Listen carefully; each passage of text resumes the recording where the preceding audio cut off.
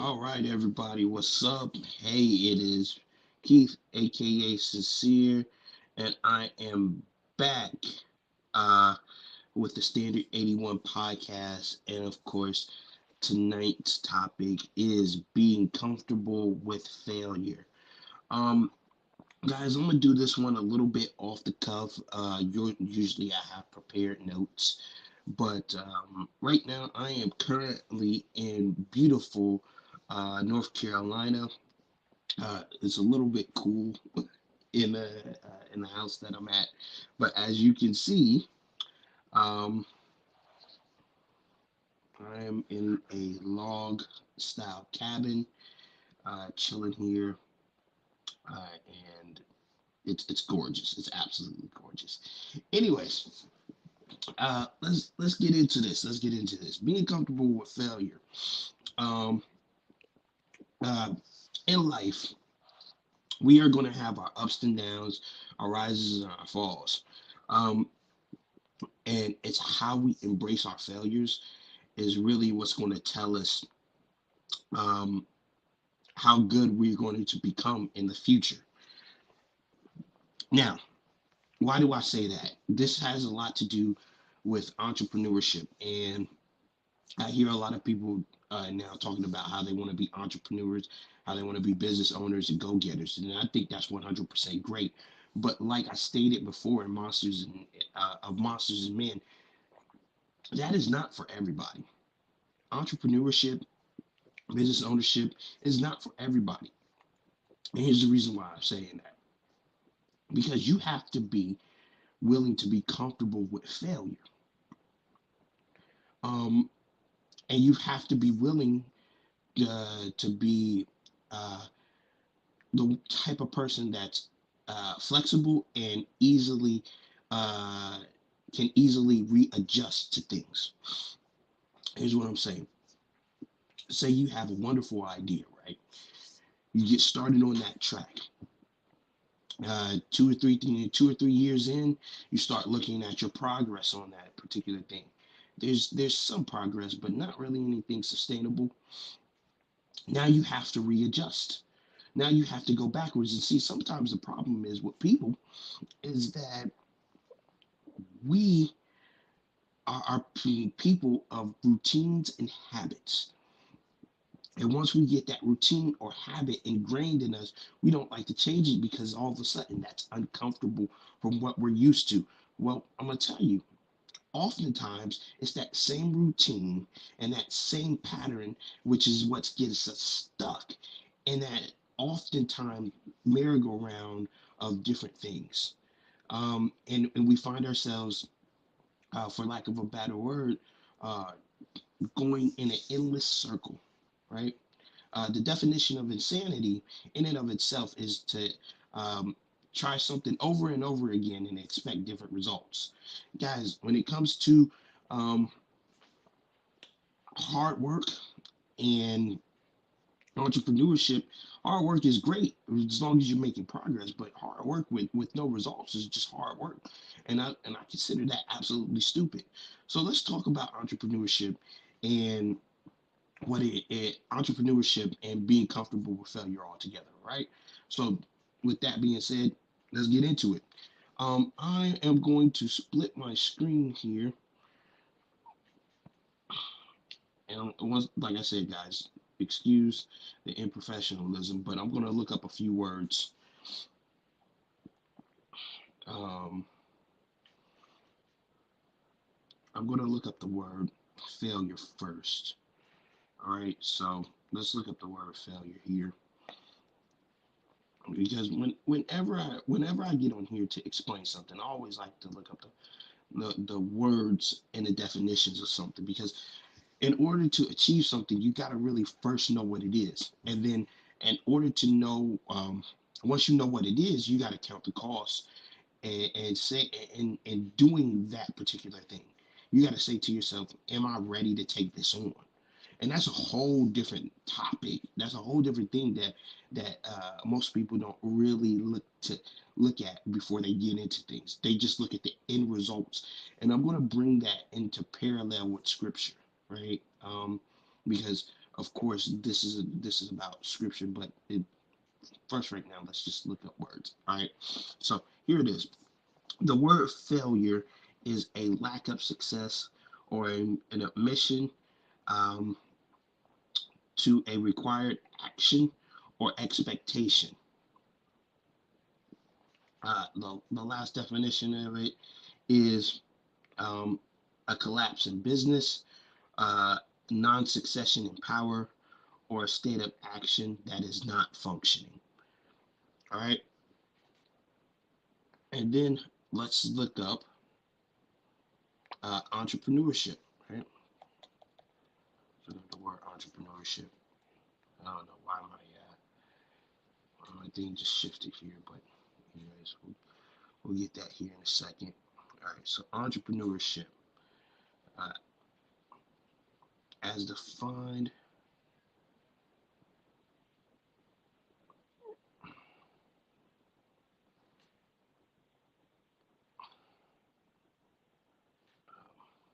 Let me pop this up here. Let me pop this up here. Boom. All right. So according to this, is an individual who uh, creates a new business bearing most of the risk and enjoying all the rewards. All right, so that's what it means to be an entrepreneur um, in this day and age. Let me close that out and switch back. Man, that joint just all of a sudden flipped. Hold on a second. Let me just.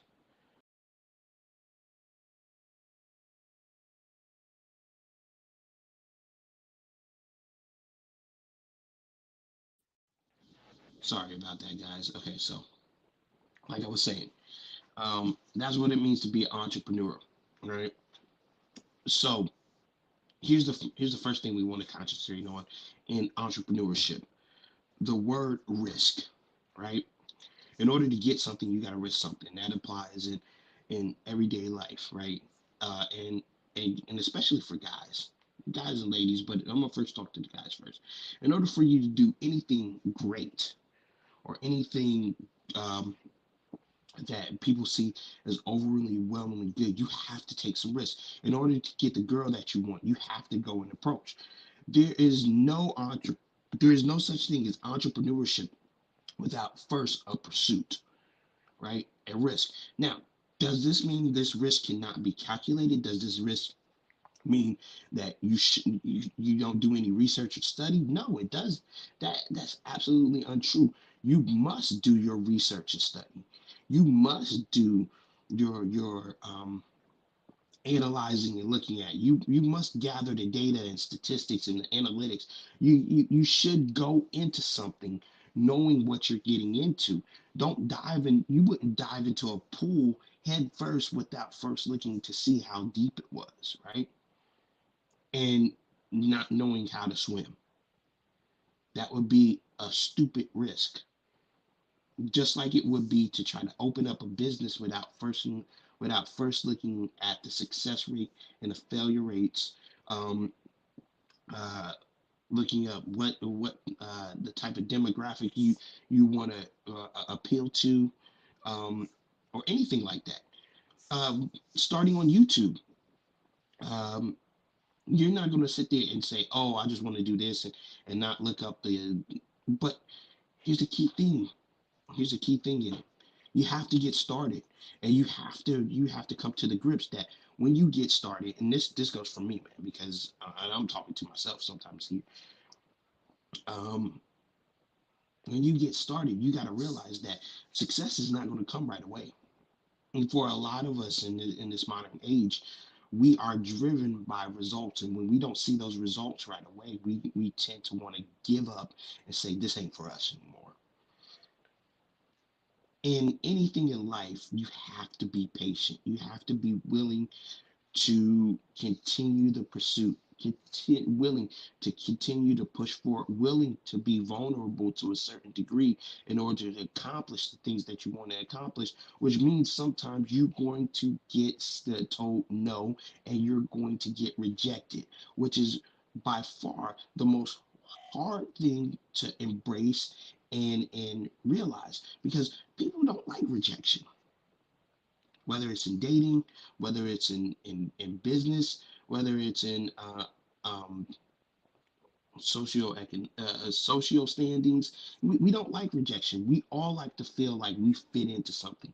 But here's the thing: in order to accomplish something, you got to take that risk, and you have to be comfortable with no's, with no's, with this ain't for you, with you're not doing it right, or I think you should try it differently. And for many of us, we ain't ready for that.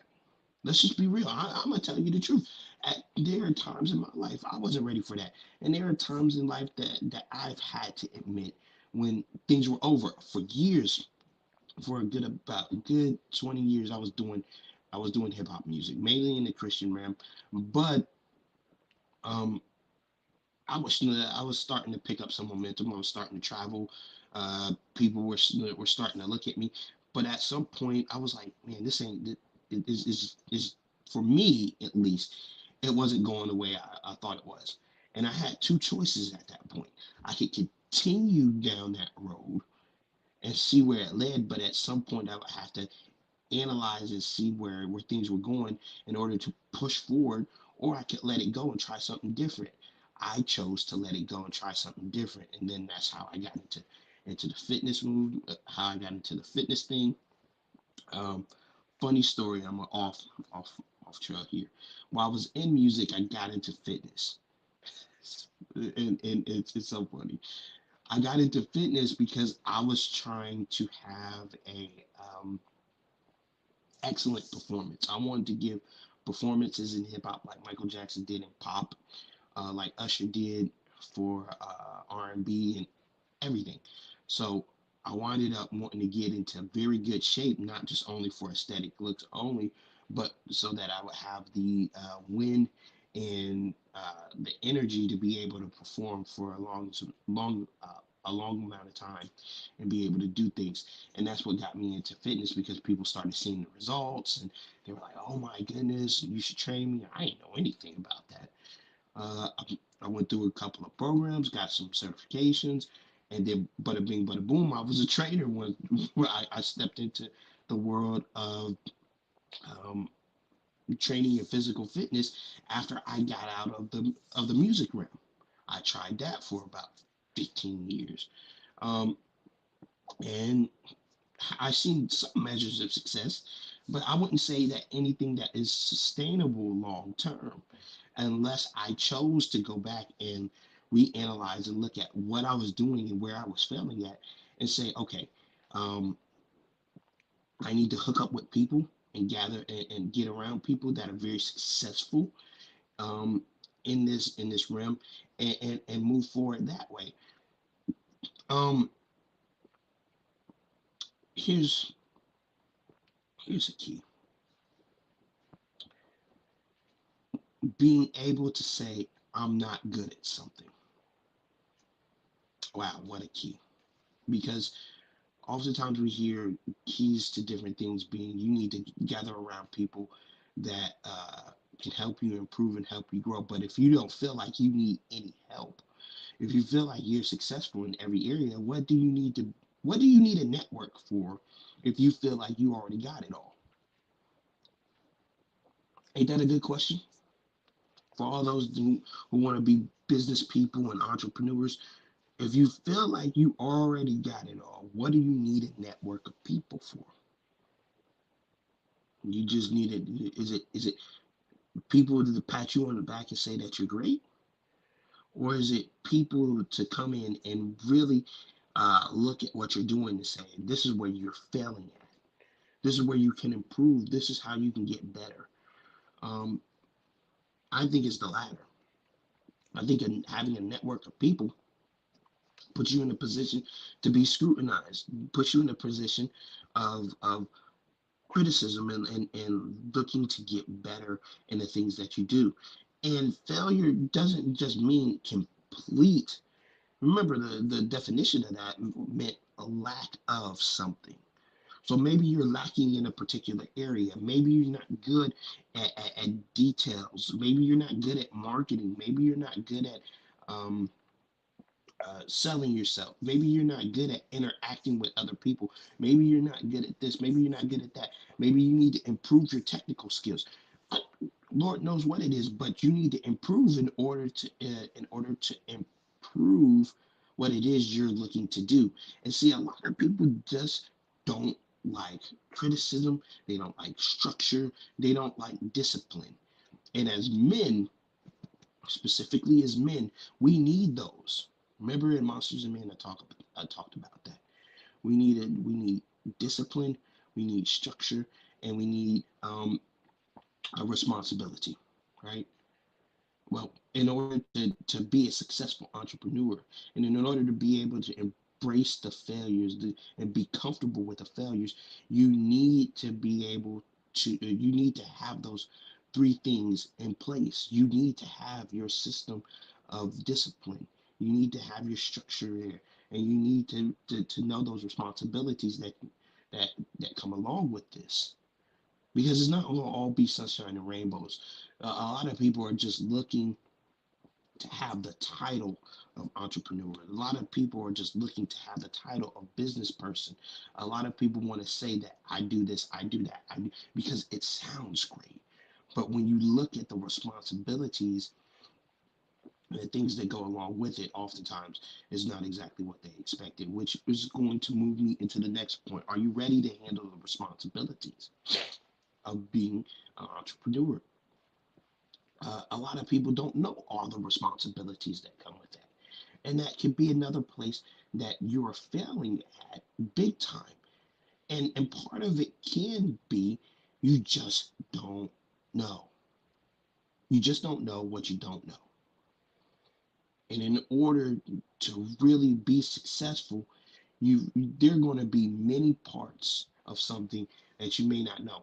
And as you grow in your business, or as you grow in your entrepreneurial pursuits, you're going to feel like and the more you're successful, the more you're going to feel like you don't need to do that. But let me warn you in advance, you always need to improve. You always need to grow.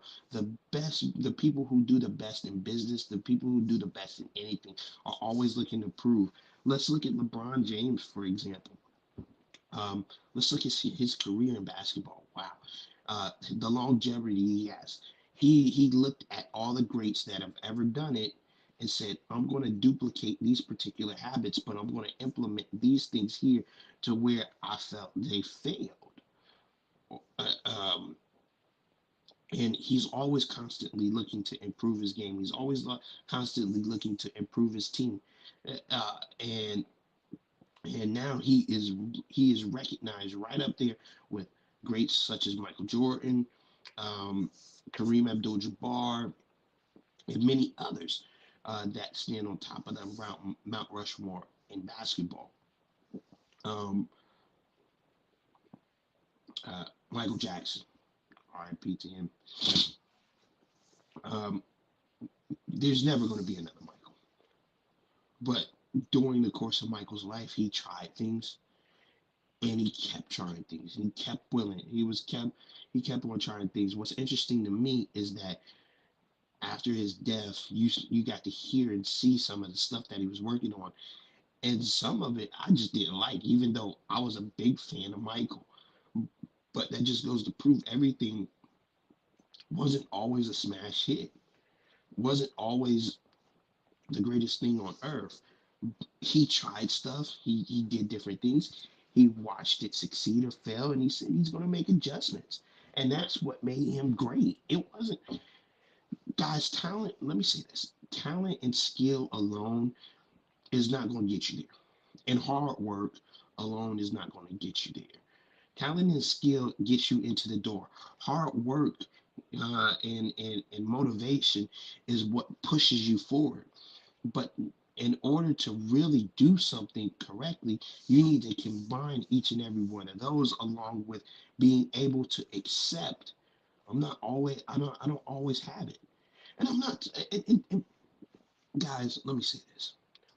The reason I call this the standard is because for a lot of people, even though this may sound for people in my generation, Generation X and early millennials, this may sound like basic common sense stuff.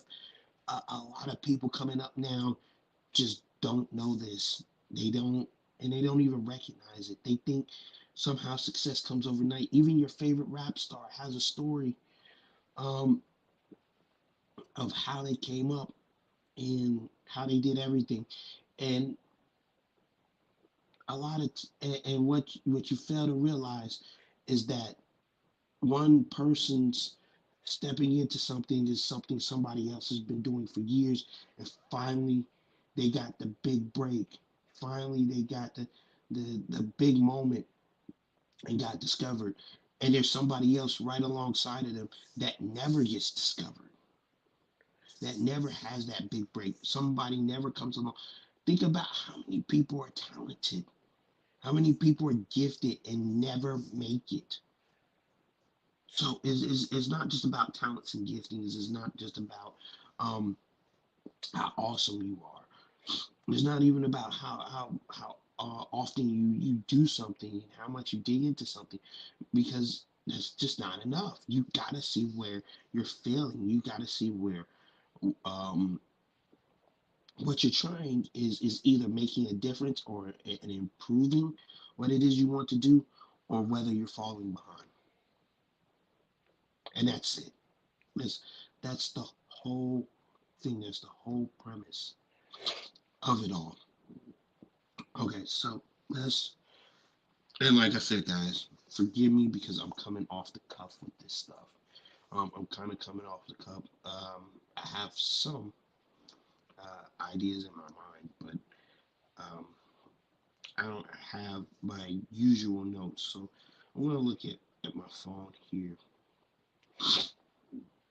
real quick and highlight a point that I jotted down for this particular podcast.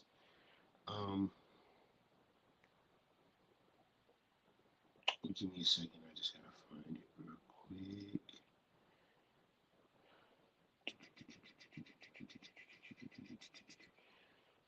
There it is. Okay.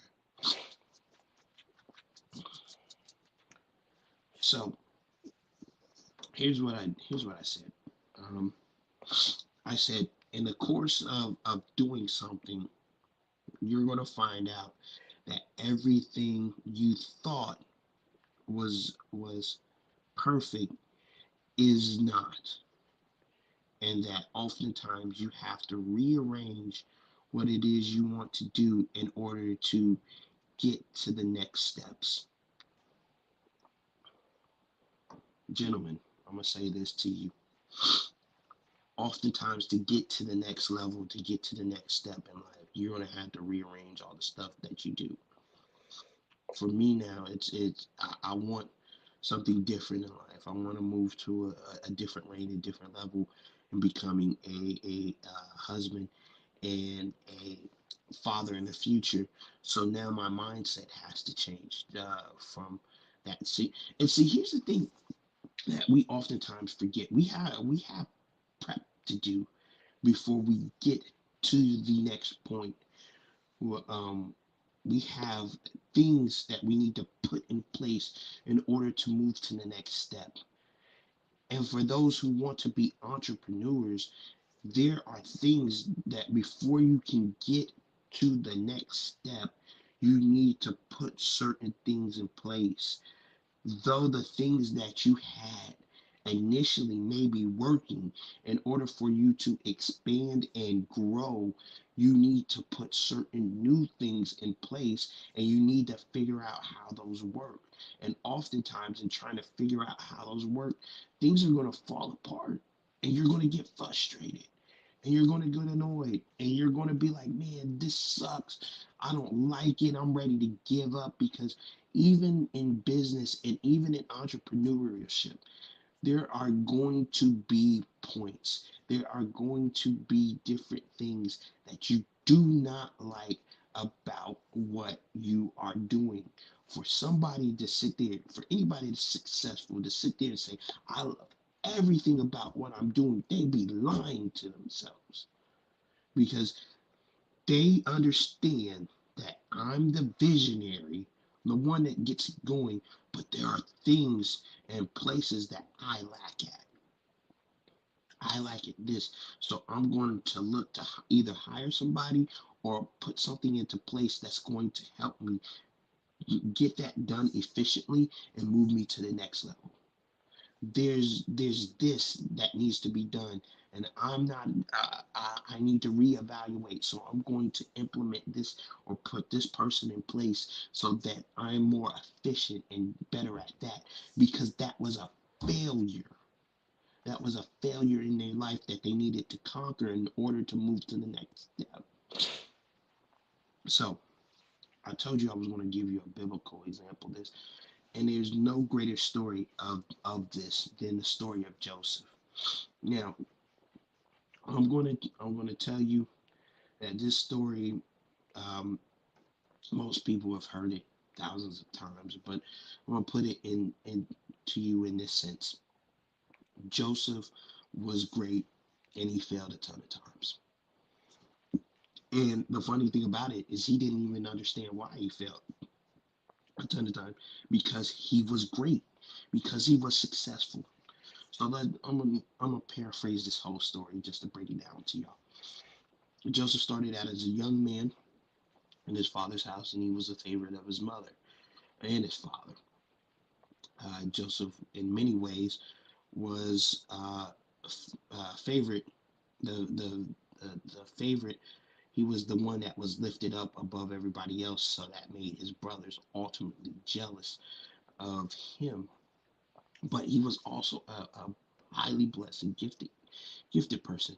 One day, his brother Joseph has a dream. He tells his brothers get even more upset, not only because of his favoritism, but now this young upstart is having dreams of grandeur, right?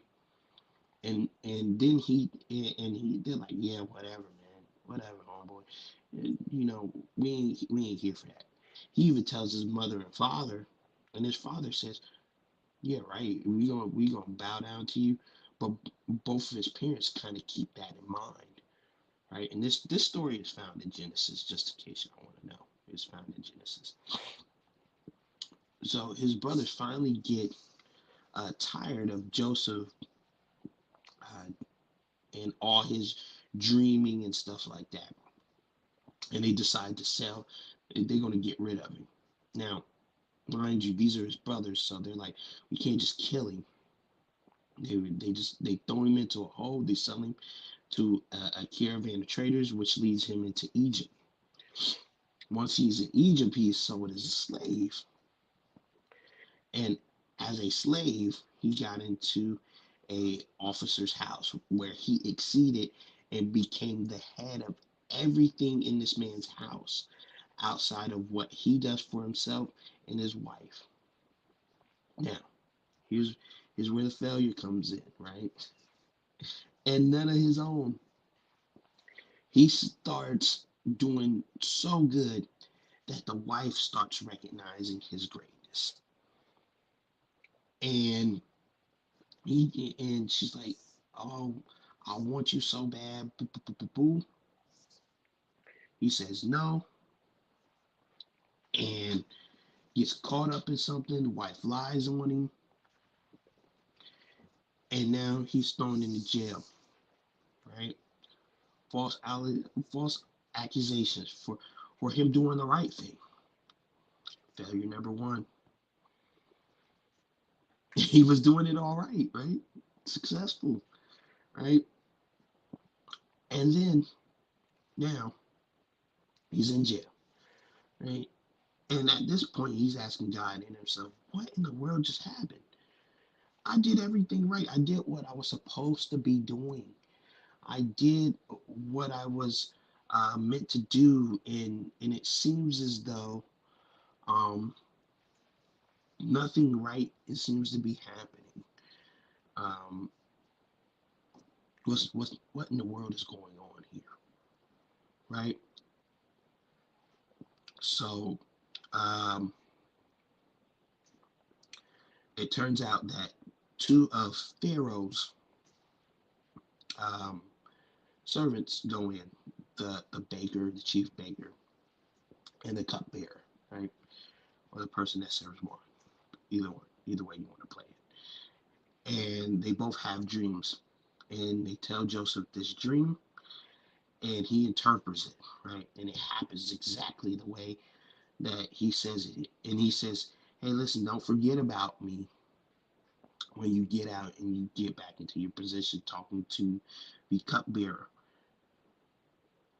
Now, at this point, Joseph is doing good, even in jail. He's now top man over the jail. You know, he's in charge of everything, so much so that the jailer just kind of comes in and says, hey, Joseph, what's up? How's everything going? Is everybody good? And Joseph is succeeding, but now he done told the cupbearer, hey, don't forget about me. I've been in jail for a long time. Now, where was his failure there, guys? It was his attitude. He was like, I still don't understand why I'm in this position. What did I do wrong? What where did I fall off? And he's asking God all this stuff, and finally one day the cupbearer uh, remembers something because Pharaoh has a dream, and he remembers Joseph, who interpreted his dream. The Pharaoh brings him out. He interprets his dream. Bada bing, bada boom. All of a sudden, Joseph is the second in command in Egypt, and all the dreams that he had, all the ambition that he had, is now finally coming together because now his attitude is in place, his structure is in place, his discipline is in place, and he can move forward from there. Because within that story, we see his brothers return, his jealous brothers return, and just imagine if Joseph went from the slave owner's house right into second in command. Can you imagine his attitude? Can you imagine how bad he would have stunk up things?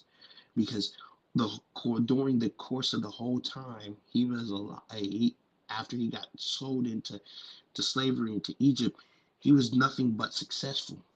And do you think that wouldn't have built some resentment and bitterness within him towards the people that did him wrong? Of course, naturally. So sometimes the failure that we have is not even external. Sometimes it's internal. Sometimes it's within our character. Sometimes it's the things that we don't see. Sometimes it's not always the immune qualities that are external. Sometimes it's stuff that we need to work out for ourselves.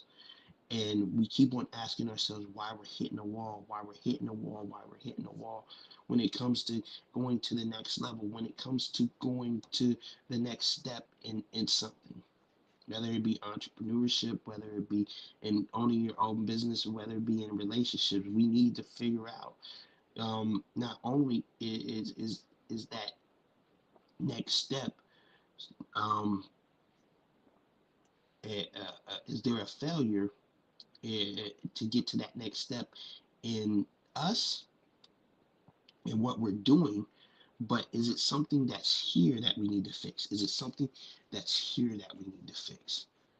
And oftentimes, if it's not something external, it's more than likely internal. It's more than likely internal that it's something that we need to fix, something that we need to recognize that we're failing at. So, um, having said that, I think I'm going to get ready to wrap this one up uh, for the evening. Um, yeah, but let me say this before I go. Um,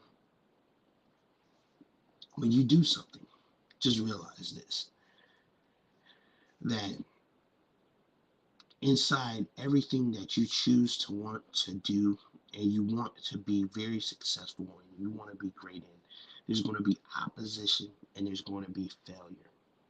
And the one thing you have to get used to is get used to being at the bottom and working your way up, or realizing you don't know it all, or realizing you don't have it all yet. And if you don't have that mentality going in, just expect failure 100%. Expect to never accomplish nothing. So I'm going to translate it and say it like this: be humble. Be humble in all you do. Be humble enough to be corrected. Be humble enough to be told that this ain't working. Be humble enough to take a different path. Be humble enough to do something that you've never done before. Risk it all, but just know that in risking it, there's going to be a lot of setbacks. So I'm pretty much done for the evening.